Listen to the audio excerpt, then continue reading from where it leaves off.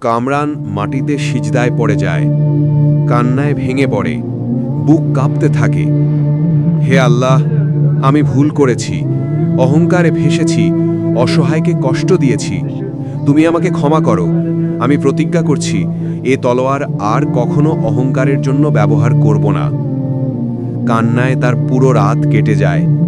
আজানের ধ্বনি ভেসে আসে। কামরান উঠে দাঁড়িয়ে তলোয়ারের দিকে তাকায়। অবিশ্বাস্য দৃশ্য, কালো হয়ে যাওয়া তলোয়ার আবার উজ্জ্বল হয়ে উঠেছে।